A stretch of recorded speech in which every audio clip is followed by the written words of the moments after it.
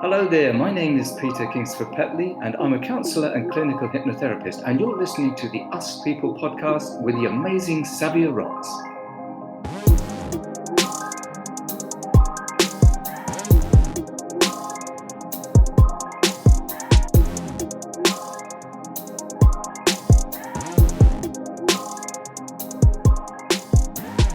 Hey guys, and welcome to another episode of the Us People podcast.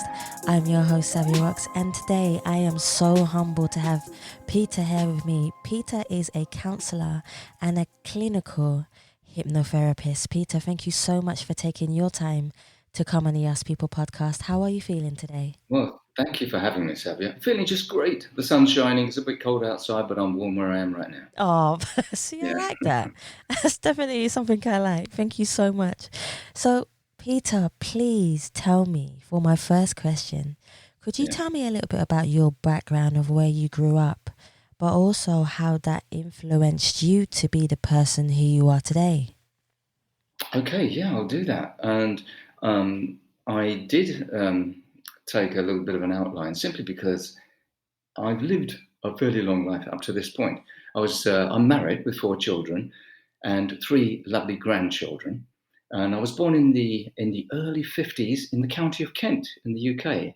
Now, there's a river that runs through Kent called the River Medway, and depending what side of it you are, whether you're on the west side or the east side, you're either a man of Kent or a Kentish man. I don't know if you've heard that before. Oh, Yeah, and so it goes back God knows how many centuries, but apparently I am a Kentish man being born on the east side of the river, which is the Rochester side. Rochester is perhaps the first main town. Then you've got London on the other side, basically. So, I always say, compared to especially what we're going through now, it seemed like a very, very innocent time. I remember that there was literally no traffic on the streets. Not everybody had a car, let alone multiple cars per household. And a lot of my enjoyment consisted of either banging around on an old scooter or literally something that was done in the 50s, used to make homemade soapbox carts, which were made out of wooden orange crates, leftover bits of prams. You used to put the wheels on, screw them underneath, and you steered it with a bit of rope. It was great fun. And we used to go down the middle of the road, which tells you what it was like back in the day. wow. I was left pretty much to myself. I was an only child. I was lucky enough, though, to have a cousin who pretty much served as a brother for me. We grew up together. He's 9 months younger than I am. We lived in the same neighbourhood. We hung around a lot. His name is Mike, bless him. And we used to do the same sort of things, hang around in wastelands or rubbish dumps where people would abandon cars. We would play in the cars, which wouldn't be considered that safe these days, and also did some outrageously naughty things like trying to throw lighted matches into disused gasoline containers just to Oh, see what would wow. happen, you know. So my growing up really happened in the 60s, I think. And I consider myself lucky to have been a teenager in the 60s, of course, with the Beatles as my soundtrack. Yeah. And then as a young man in the 70s, where I was very, very much into prog rock. I loved Genesis, yes, Emerson, Lake and Palmer, all that stuff, Pink Floyd. And so I think I won the lottery with those 2 decades. I think a lot of the younger folk today say, God, it must have been so great, growing up in the 60s and having that so immediate, The 70s were also very significant for me because I got married in the 70s. I met my wife in 73, got married in 75. I became a father in the 70s. And then in 1978, we moved to the west coast of Canada. We emigrated with our Wow. 2.5-year-old son, and we were there for 34 years Wow. before returning to the UK in 2012. So I've only been back in the UK for 8 years. I should say at this point, the reason that we moved is my wife was and is, of course, Canadian. She's now a UK citizen. I myself am also a UK and a Canadian citizen. I have dual citizenship. So Cool. I met her over here in 73. She was training to be a nurse, and we made that decision to go back. And so if I wanted to fill in some of those gaps, the 70s was one that was very important to me, especially with music, because I was a guitar player. And until I hung my guitar up in 2008, I played guitar for 40 years. And of course, I was in pub bands, this sort of thing, in the 70s. And then when I moved to Canada, in the what was it, in the 90s, I took up jazz guitar and had a trio, some quartets, that sort of thing. And I played jazz up until about 2008, when I decided that being in smoky clubs, well, it wasn't so much smoky because the non-smoking thing had kicked in by then, until 1 and 1:30 and 2 in the morning. It just wasn't. And I was in my 50s by that time. So, so I gave it up. Wow. That's a journey and a half, Peter. Yeah.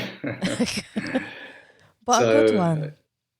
I remember my grandfather, I think it was when he saw that I was keen on the guitar in 68, he gave me 10 shillings towards my first amplifier, which cost a whole £7 and 10 shillings. My first guitar was £7.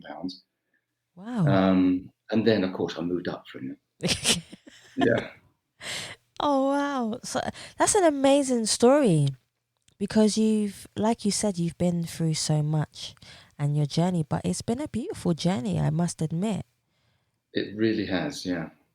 Which is, but what led you to, I know you came back to London, but also what led you to decide to go and take the path of your profession that you do now?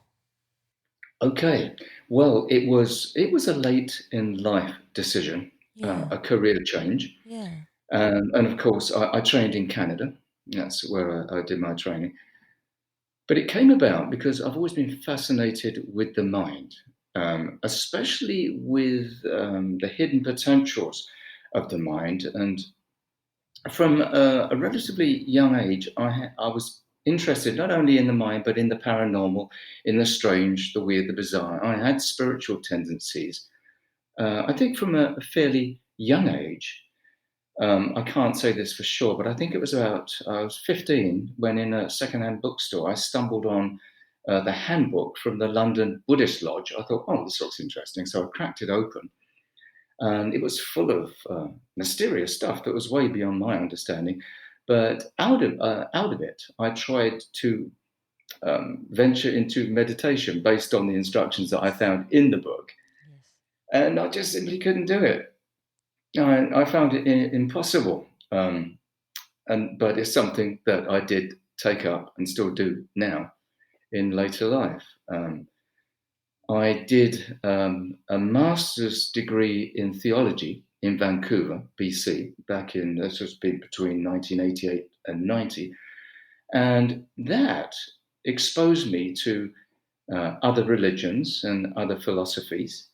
And years later, I became fascinated with the Vedic literature of India. Yes. And some of the stuff that I do now as a personal centering pursuit, it involves things which would normally be considered Hindu practices. So it's a Hindu form of meditation. I do chanting of Sanskrit mantras, which is something I studied years and years ago. And I've also been, as I said earlier, been fascinated with the power of the mind and with the human potential movement, which came out of something called positive psychology. And the two main guys behind that, giants of psychology, psychologists by the name of Carl Rogers and Abraham Maslow. And they took the view that people weren't sick and broken and needed to be healed, but that there were people who simply hadn't yet discovered their fantastic inherent potential for greatness and for wholeness and for healing. And so I thought that was a very positive way of looking at things. And that's been my bent ever since. And that is my philosophy of life, generally speaking. Wow. So how is it for you? Do you feel like now that you are on this path and now that you've been Mhm. doing it for such an amount of time that you feel like you found your potential to do something great or be something great within what you do? That's an interesting question, because the more you do what I do, the more you discover about the potential of the human mind. When I was first trained in this, there was a lot of psychology and, of course, hypnotherapy, which follows a certain route. It's a mixture of hypnotherapy and NLP. And I followed specifically the psychology of a chap who died in 1980 called Milton Erickson, who was considered the founder of modern hypnotherapy. And a lot of what he did was conversational, which is why, as I describe myself as a counsellor and clinical hypnotherapist, a lot of change actually happens in conversation. And of course, it's good for people to be able to share what they need to share in conversation, but it's being able to direct the conversation in a certain way. And in doing so, I've discovered, especially in the last 10 years, so much about myself. Yeah. I think I've learned to trust myself, both in life and in my practice more, by going with my gut, by going with intuition, so that though I might prepare for a client, but I will be prepared on gut instinct and on intuition to just go quite literally wherever a conversation leads me or wherever I think I ought to go, which is not what I used to do in the beginning. There were certain prescribed procedures, and you followed it by the book. And something which I've been in the position where I've been able to share some of this stuff with other hypnotherapists, and in a closed setting, I've said to them, "Don't tell this to any of your patients or any of your clients, but you know, and I know that we pretty much make this up as we go along." Now, to any clinician, they'll know exactly what I mean by that. Yeah. And having been a jazz guitar player, I always make that comparison. You learn the theory, you learn the scales, you learn what scales and notes and lines fit within a particular key or a chord. And then when you hit the stage and when you're in the middle of an improvised solo or you're listening to everybody else, you stop thinking. You literally enter another field where you take that knowledge and your right brain runs with it. And wonderful things can happen when you get out of your own way. And that's Yeah. been some of my first advice for everybody. Be attentive as much as you can. Get out of your own way as much as you can, and just watch what happens. And that's always a surprise to me as well. Hmm. No, I like that. I'm kind of thinking of it right now, actually. You've opened up something in me that's actually made me think for once, which is really good. I really like that. Talk to me Mm. about the skills that you need to be a counselor and a hypnotherapist. Could you go into the depth of what you believe you need to be in this profession? Because it's not an easy profession to be in. No, it isn't. And with any form of the talk therapies, and that can include CBT, counseling, psychotherapy, clinical hypnotherapy, there's always going to be a dialogue. There's always going to be conversation because you need to hear people's stories. And when you hear the stories, and some of the stories can be heartbreaking because you can see people have had some very, very tough things happen to them. Yeah. And so, one of the first and most important things is to establish rapport. The person that you're talking to has got to trust you enough that they're going to tell you that thing that they may never have told anyone else, which has happened on numerous occasions to me. They may not have even told their significant other, their partner, their husband, their wife.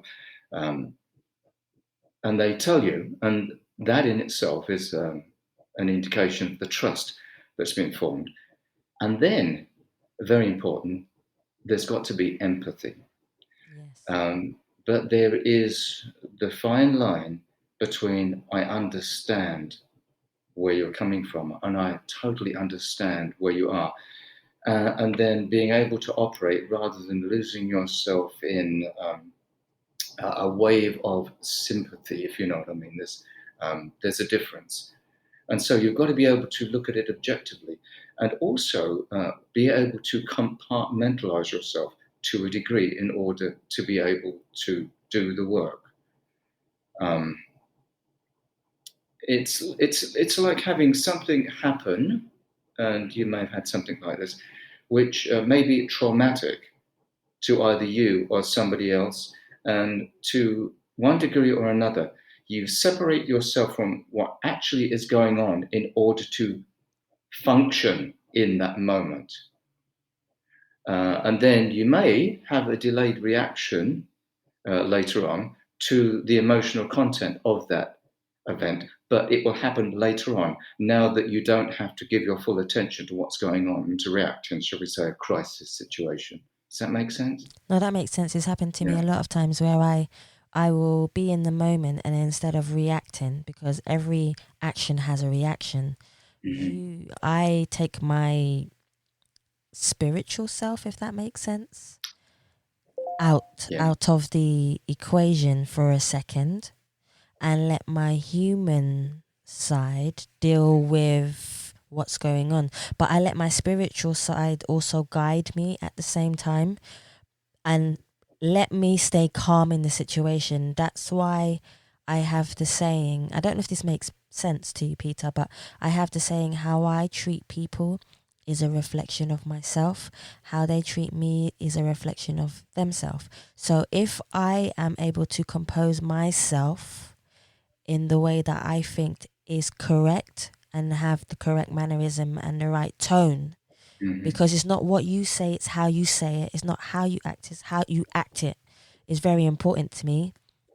I know that when I'm in a situation, I always think first. Sometimes that can be very hard to do because you're in a state of shock or a very emotional state where you just feel like lashing out. But I Yeah. always Yeah. try to keep myself as calm as possible. Mm-hmm. And that usually it works. Usually I get to that point where I'm able to keep myself patient and calm. And then later on, like you say, I react to it by talking about it or just meditating in some kind of way where I release it energy wise in a different way, creative way or something. And that's what I feel a lot of people do, even if they're angry and they don't lash out, on a person. Yeah. What they will do is they will use that anger and take it out on something that they could possibly be creative in. And I That's think, exactly right. Yeah, well said. I like that, Savia. Yeah. Um, our thoughts, thinking is a human process, but we mustn't ever confuse who we are with our thoughts. Some people think, yeah, I thought this, so I must be that. And that's not so.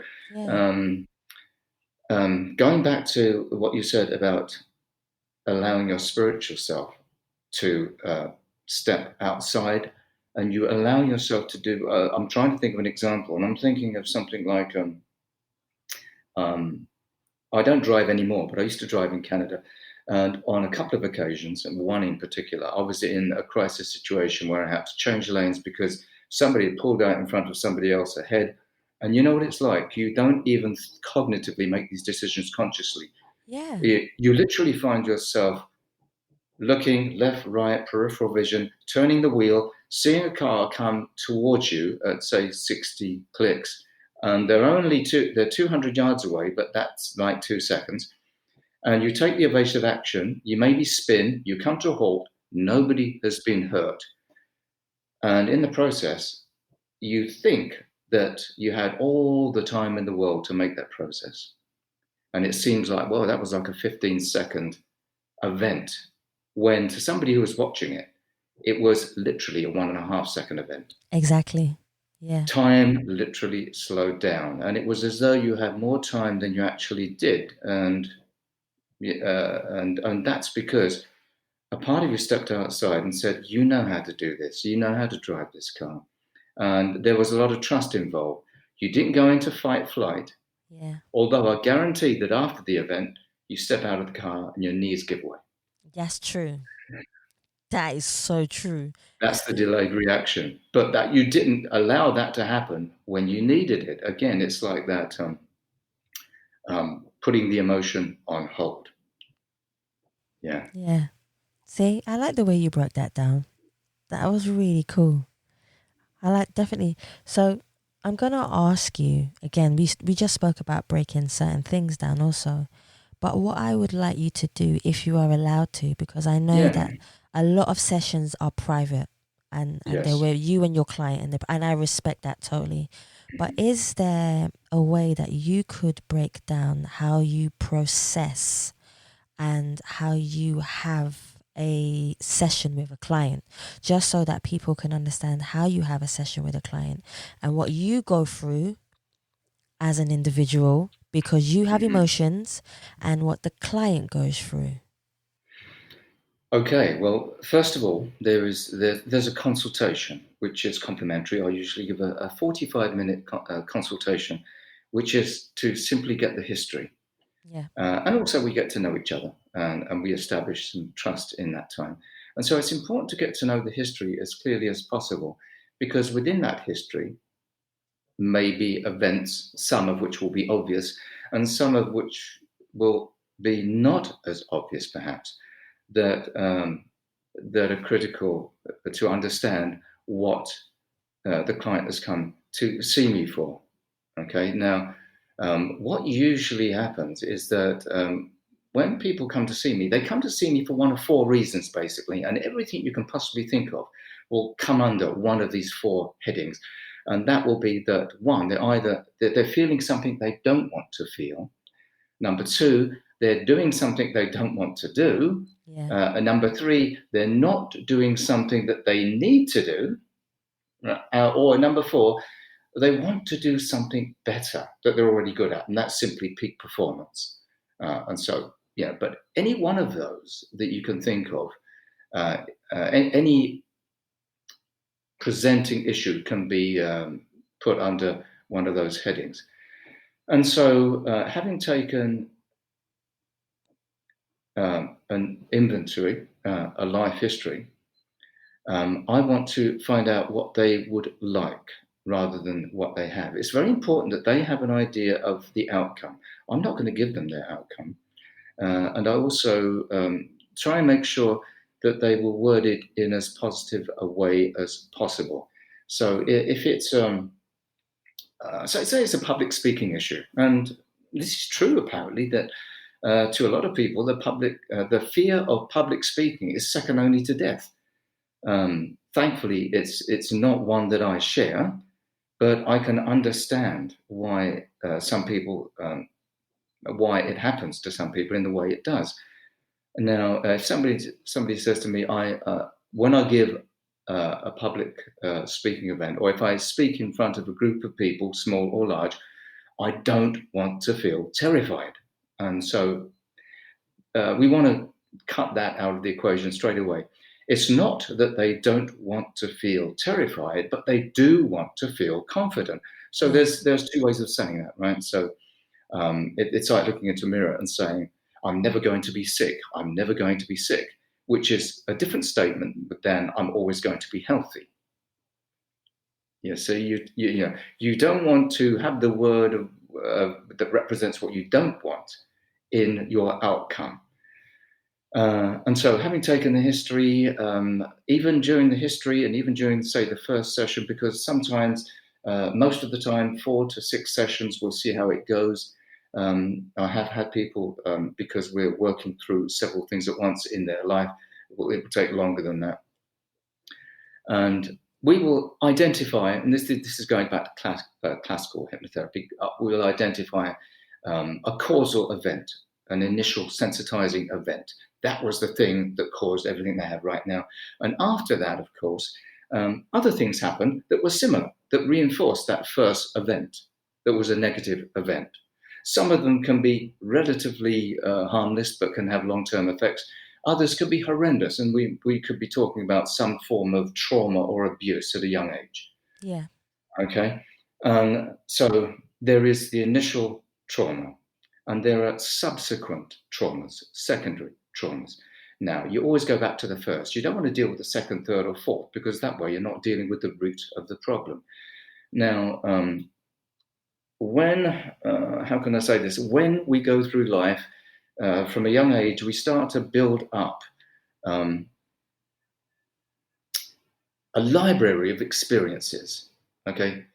Memories, messages, experiences. And our unconscious mind is a vast database, really, of our life experiences, both positive and negative. And when we go about our day-to-day lives, each second we make a decision to do this, that, or the other. And by doing this, we're continually drawing upon this database of learned behaviors and responses, right? So, in fact, the way that we view the world around us, is the world a good place or a bad place, basically? That will be largely determined by our past experiences and the messages we've received and experiences and memories that we've got stored away. And this will determine the kind of life that we're living, right? Now, our unconscious mind is also the home of pattern recognition. We love predictability. We love pattern. We love knowing what's going to happen. We don't like surprises. Okay, so we always look for what's familiar. Now, we will always look for the familiar thing to give us comfort. And by familiar, that normally means what was there first, what was there the longest, and what repeated itself the most.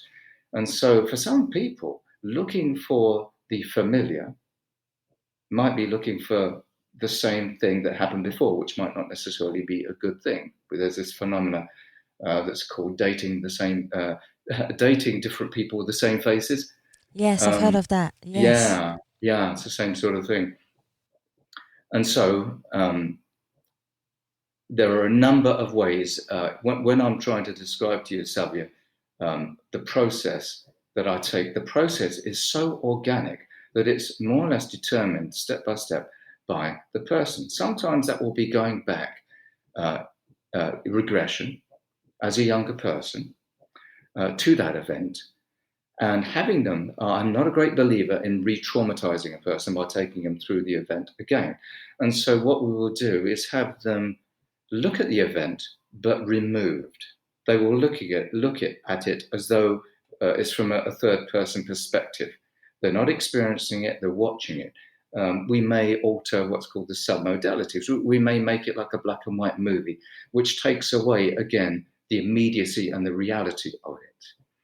And then there's various techniques that are used, especially in NLP, where you then rewind that event and you rewind it to the beginning, and then you put a different context in there. You might find a time that they felt absolutely wonderful about something. And then what you will do is have them carry that resource into this particular situation.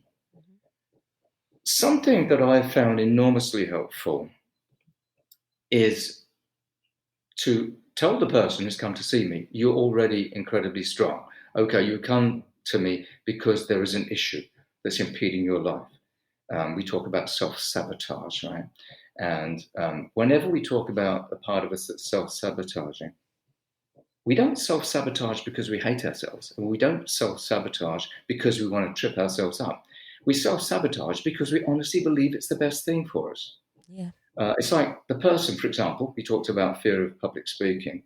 The person who has their first panic attack when they're about to talk to people and they can't do it, of course, will experience the same sort of thing if their boss says to them, I want you to address this room of people. And part of their mind will say, remember what happened last time? We know that speaking in front of people makes you feel really, really bad. So guess what? You don't have to do it, because this is what's going to happen. So when you think about it, you feel the same way again, and that creates a kind of vicious cycle. And it's protected, though. Don't do it and make you feel really bad. I have found a very healing process is to say to the person, right now, you are stronger than you can possibly imagine. In fact, you survived. How about that? You actually survived.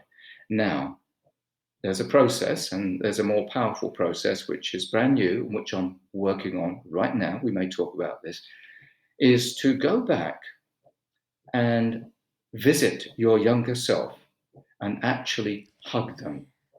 Because that little person who's actually you love them more than you can possibly imagine. And so you hug them and you tell them that they survived, no matter how tough it might seem right now. Look at me.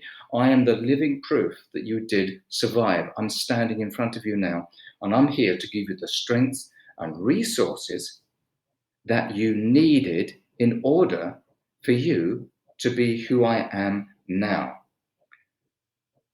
Does that make sense? It makes total sense to me. And I'm so glad that you've broken it down the way you have. And so that doesn't mean that whatever happened to them ceased to happen. Someone once said that when something happens, two irreversible and inexorable laws come into play. When something happens, it can't be unhappened. That's rule number one. Rule number two is that particular event can never happen again.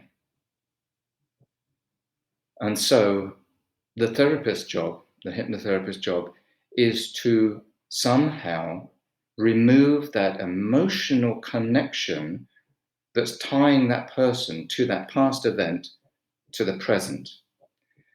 And if that past event, which is historical and can never be unhappened, if it can be looked at as something that doesn't carry the same emotional weight with it, the same kind of emotional impact, something that almost could have happened to someone else. And in a very real sense, it did. Because after that person is made whole through hypnotherapy, that person is a different person than the person who went through that process.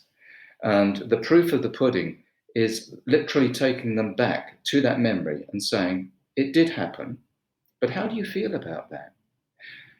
Where in your body, and normally, emotions are a whole body experience, and they can locate an emotion in their body somewhere. Yeah. And so usually even after, say, one session or even two sessions, they find it more difficult to locate that emotion in the way that they did before. And so there are various techniques. There's another one which is called unfinished business / addressing others. Unfinished business / addressing others. And that is, if somebody has hurt you in the past or harmed you in the past, and they can be living or deceased, you have a safe place, and you can create in therapy that safe place for them where they feel absolutely strong. And they invite that person into that place where a couple of rules apply.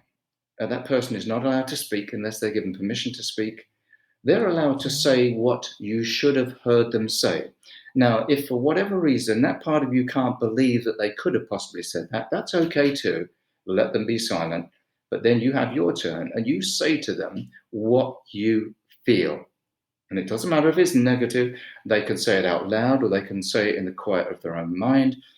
After this two-way encounter has happened, they will inevitably be guided to look for some form of cord, a rope, a thread, anything that's connecting them emotionally to who they are now. And they will look around, and then I will give them any number of choices to sever that connection. It can be an axe, it can be a flamethrower, it can be Harry Potter's magic wand, and you can dissolve it. Doesn't matter what it is. But after that happens, that becomes very, very powerful. And in a lot of cases, as with encountering your inner child, that younger version of yourself, who is part of who you always are, Yeah. because every version of who you have ever been at whatever stage in your life is who you are right now. Inevitably, there are tears, and tears are good. Tears are healing, and that's pretty wonderful when that does happen. Wow. Are there any other questions coming? It's very difficult for me to break down a process because the process happens as it occurs, and it might not go the way that I Of planned for course. it to go. They will Exactly. direct the process. It's very, very organic. It's very intuitive. And when a person is in a very, very deep state of hypnosis, things can become real for them. And they are able to create the same kind of reality, the good reality for their lives, that they're able to create when in a dream. And when you're in a dream, as you know from experience, Savia, it is not dreamlike. It is actually, if you could wake up in a dream, lucid dreaming, it is more real than you and I talking right now. Yep. It's I more totally vivid, agree with more you. colourful. I think my experience of being hypnotized, I've been hypnotized 4 times.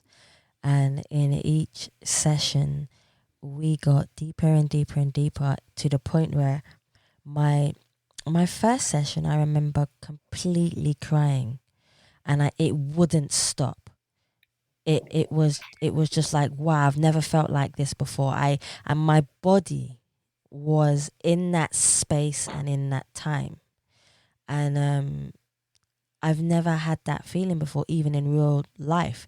I've had, obviously, we've all cried in real life, but being in that space of hypnotism and seeing where my future was going and being able to have certain rooms that you're going to and place people, like you say, in those certain rooms, and knowing that every time you had a chance to say what you really wanted to say, that person would disappear. Yeah. So it was fulfilling what you wanted to say inside you. And once you've said it, that person would then disappear, because now you feel like you feel complete in heart and in emotional connection to that person as well. And I think for me, having the 4 sessions, especially the last session, was really, really intense.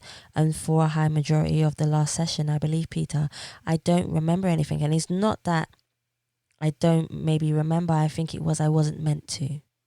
That's exactly right, yeah. There is something called selective amnesia, where if a part of your mind decides that you don't need to remember a certain thing, you don't have to, because the part of your mind that is responsible for your healing will take that on board.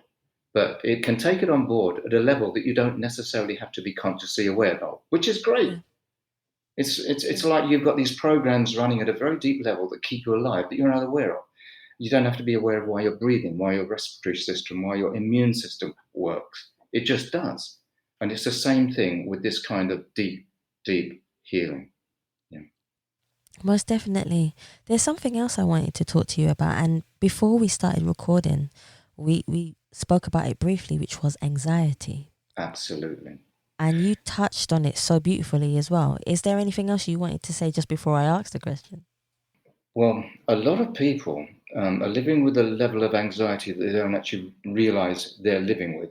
If I take a reading of, say, 0 to 10, 0 meaning no anxiety or stress, and 10 being panic attack off the charts, it's surprising that many people will say, give me if I say to them, give me a reading, 0 to 10, where's your stress right now? I'll say, 2, 3, say, right, okay. And then we will do hypnosis, and I'll say, based on what you've just experienced, where you had to go below the 0 figures to experience hypnosis or trance, it's extremely relaxing. And they will say, okay, then that was probably about a -5. Okay, fine. So really, if that was -5, the level of stress that you're experiencing, that you told me you were experiencing, is probably higher from 0 to 10. And we learn to live with that, and we've accepted that as normal, where it's simply not. And this has happened in the past couple of decades, especially in the workplace and the corporate situation as well. What we're working with, when anybody feels anxious or when anybody experiences stress for any reason at all, it is our fight flight kicking in. And that's a perfectly normal, unnecessary psychophysiological mechanism. We need it to survive. You need to be able to fight or to run or to jump out of the way of an oncoming car or whatever it is you need to do. But when there actually really isn't a threat that's a physical threat that's life-threatening, then our response becomes disproportionate. And earlier on, I said that we look for that which is familiar. And when something for which we have no previous category, something absolutely, utterly strange happens, it creates high anxiety in us. Now, for the last year and a bit, this situation that the world has been living in has created a mental health crisis, the likes of which I don't think has been truly understood. We read about it in the mainstream media. Well, yeah, we know there's a mental health crisis, but I don't know if people really know how bad this is. Where normal people, when I say people who don't usually experience a lot of stress, people like myself who are supposed to have an understanding of stress and anxiety and therefore recognize it and understand what's going on, because it helps to understand what's making you stressed. Yeah. If people like me are sometimes having difficulty working around this thing, then I'm thinking, what must it be like for others who have simply been thrown in and they've got all kinds of things. We're in a situation now where everybody is experiencing something that's outside of their frame of reference. Nobody has experienced this before.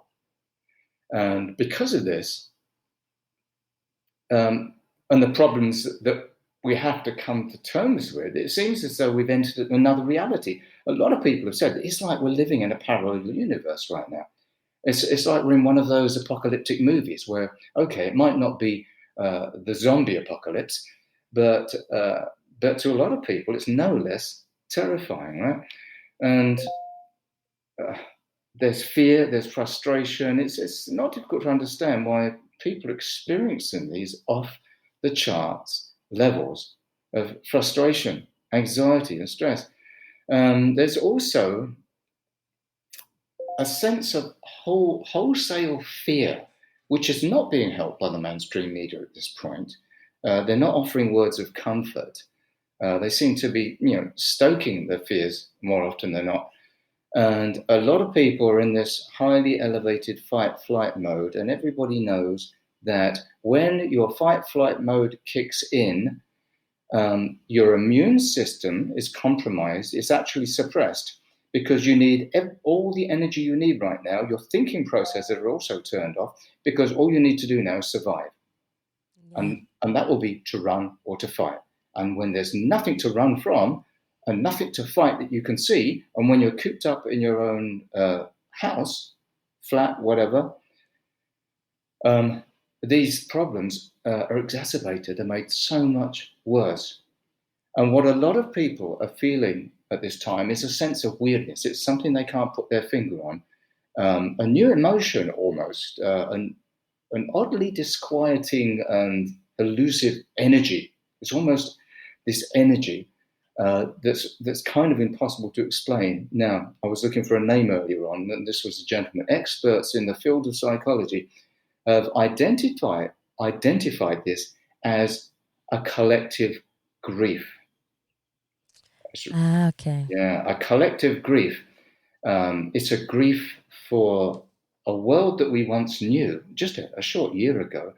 A world that doesn't look as though it's coming back anytime real soon, You add to that the uncertainty with finances, with jobs, with the economy, with maybe questions of freedom, depending on whether you're vaccinated or not vaccinated. This is a perfect storm of an anxiety disorder that's going to be totally off the charts. It's at a tipping point right now. And the man whose name I was looking for earlier on, he's Harvard Business Review interviewed this fellow, David Kessler. He's apparently the world's foremost expert on grief. And he speaks about something that's called anticipatory grief. You anticipate it. And this is what we experience when we're unsure about what the future holds. We simply don't know what's coming down. This kind of grief isn't necessarily focused on a specific thing, but rather on the fact that something bad is going on. We don't know where it is. It might be over there. It might be there, and we can't do anything about it. So there's this sense of helplessness. Our mind projects into the future. It catastrophizes. It imagines the worst possible outcome, even if we don't know exactly what that outcome might be. And that will trigger the fight-flight response even more. It becomes such a vicious cycle. And so, we've got to be able to bring this down as much as possible. Many, many people are going to be needing a lot of help in this regard. Yes, that's very, very true. So I know that we speak so much about, we've spoken quite a bit about anxiety and so many other subjects, but I want to talk just before we go, especially a bit more about you, because you help so many people. But how do you, Peter, find peace within yourself? When was the last time you remember finding peace within yourself? Okay. Well, the last time I remember finding peace within myself, it happens on and off. I have a couple of disciplines that I attempt to do on a daily basis. That meditation. I'm rather, I will give a big shout out to pranayama at this point, breathing, which tends to focus me inward. The one thing I would recommend to everybody, in order to turn off that dominant hemisphere, which reads and views and catastrophizes, is to just switch it off. And there are various ways of doing this. It can happen through trance, it can happen through hypnosis, it can happen through listening to guided meditations. Anybody who's done meditation will understand the place you can reach through that. I find that alternate nostril breathing is very helpful for me, and there are a couple of other techniques. Just to slow down my mind, to move into a left brain form of operating. And you can activate a number of things by doing this. We tend to focus in on things, whether it's a problem or not. And by just breathing and by expanding outwards, you can look at your peripheral vision, which is employed when you relax. And you don't focus, you just diffuse. And when your peripheral vision begins to kick in, that will actually activate your parasympathetic nervous response, which is your body returning every part of you to pre-stress levels. And of course, it's a chemical process. There are certain chemicals that are released to sedate us. We have our own antidepressants within us. And so finding peace is simply by consciously doing something like that. Or deciding, I'm very fortunate, especially in Amsterdam, to have a couple of beautiful parks very nearby. And just around the corner from me is Rembrandt Park. And so I can walk through that park, just breathing and just watching and observing without necessarily having any conscious processes of thoughts, being mindful. Anybody who's familiar with Eckhart Tolle and his teachings and his books will understand about the power of now, being in the present moment, and just experiencing and understanding the present. And so I'm very used to being able to exercise that frame of mind where I bring myself down. That's not to say that I don't experience the uncertainty and angst that other people experience, because there is so much ahead of me that I haven't got a clue about. I can't actually see clients in rooms anymore. It's all online. And being online, there isn't that immediate connection, of course, where you can sort of feel the energy in the room. Yeah. Although I also have some other not so strange beliefs that are not a million miles removed from mysticism, which is the whole idea of quantum theory and quantum mechanics, where there is no space and there is no time. And I believe that we can be in each other's presence without necessarily, we're looking at each other now, and I will be able to feel your energy as if we're in the same room, because the theory says that there is no space and there is no time. It's just a convenient consensus of agreement in order that that's true. Everything doesn't happen right here and right now at once, That's definitely true. There's so much you said today that has enhanced even my way of thinking and feeling towards things. And I'm so glad that you've taken the time to share that with us today, Peter. I really do appreciate it. It's an absolute pleasure. It's an absolute pleasure. I have one more question for you just before we go. Yes. But I've enjoyed it so much, I can't even stress it to you. My last question for you is, as much as it's been a pleasure for me to be able to connect with you today, where can everybody else find you if they would like to contact you and talk to you on all your social medias and anywhere else you feel will be relevant for them to contact you on? Okay, well, my website is at petleyhypnosis.com. You can find me on Instagram at Petley Hypnosis. And I also have a YouTube channel, again, Petley Hypnosis. And I actually have a number of videos out there which demonstrate some of the techniques that we've talked about. But just very briefly, there's something called the 5-minute mind hack that I used to do a little while ago. So inside of 5 minutes or so, you can do a little practice that will just bring your level of stress and anxiety down. And I try to keep as active as possible on those particular platforms. And this is another nice one. I really appreciate the work that you're doing, Savia, and exposing the world to so many different types of people with so many different viewpoints. It's very, very valuable, and I really appreciate it, and I've enjoyed this so much. Thank you. Thank you so much, Peter. I really do appreciate it. And thank you so much for being a guest on the Yes People podcast. Thank you.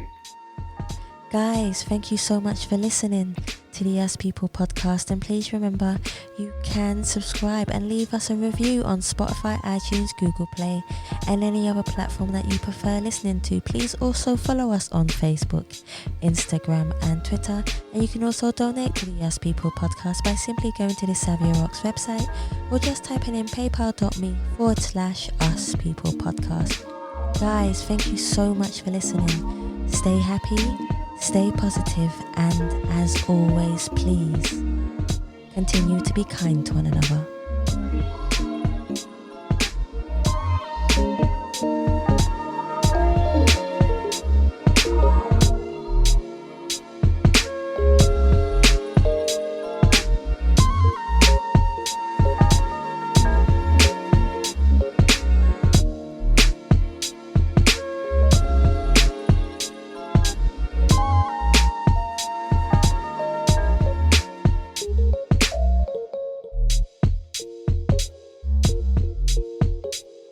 You don't necessarily have to understand this in order for it to work, because the proof of the pudding is, and this can happen through deliberate manipulation or through something called a scientific thing called reconsolidation of memories, where every time you think of something, Savia, in your past, you bring it out and you think it's a DVD player, and you put it back again. Oh, I'll have a look at that now.